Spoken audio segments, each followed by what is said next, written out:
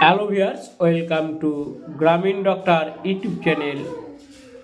গ্রামীণ doctor YouTube চ্যানেলের সমস্ত দর্শকবৃন্দুকে আমার আন্তরিক শুভেচ্ছা ও অভিনন্দন জানিয়ে আজকের বিষয়বস্তু আলোচনা করছি। আপনারা সকলে থেম্বল দেখে বুঝতে পেরে গেছেন কোন বিষয়ে আমি আলোচনা করতে চলেছি।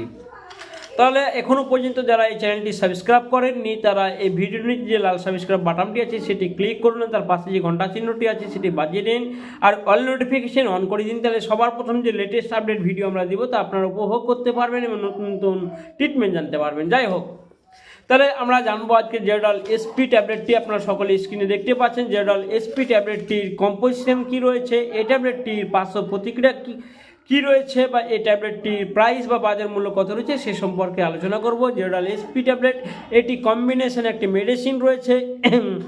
এটি 3টি কম্পোজিশনের সমন্বয়ে গঠিত একটি জেডল এসপি একটি মেডিসিন।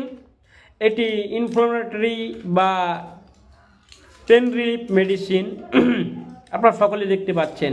তাহলে এই জেডল এসপি ট্যাবলেটের মধ্যে রয়েছে 100 mg অ্যাসিক্লোফেনাক মেশানো রয়েছে এবং প্যারাসিটামল রয়েছে 325 mg এবং সেইটোপেপ্রিডাইজ রয়েছে 15 mg। এই জেডল এসপি এই ট্যাবলেটটি বিশেষ করে মোচকানো ব্যথার ক্ষেত্রে বা ফুলে যাওয়া ব্যথার ক্ষেত্রে খুবই কার্যকারী ভূমিকা পালন করে। বা হঠাৎ করে ব্যথা বা আচমকা ব্যথা বা মাজার ব্যথা বলুন, হিপ জয়েন্ট মাজার ব্যথা, তারপরে আপনার নেক পেন ঘাড়ের ব্যথা, এছাড়া আপনার কোমরে ব্যথা, তারপরে আপনার গিটে ব্যথা, হাঁটুতে ব্যথা থেকে শুরু করে যে কোনো ধরনের ব্যথার ক্ষেত্রে খুবই কার্যকারী একটি মেডিসিন রয়েছে। আপনারা সকলে স্ক্রিনে দেখতে পাচ্ছেন এই জেডল এসপি ট্যাবলেটটি। এই জেডল এসপি ট্যাবলেটটির বর্তমান প্রাইস রয়েছে বা বাজার মূল্য রয়েছে 139 টাকা। তাহলে এই জেডল এসপি ট্যাবলেটটি যে কার্যকারিতা বা গুণাগুণ আমি আলোচনা করলাম। তাহলে এই জেডল এসপি ট্যাবলেটটি কোথায় কোথায় ব্যবহার করা যায় আমি বলেছি।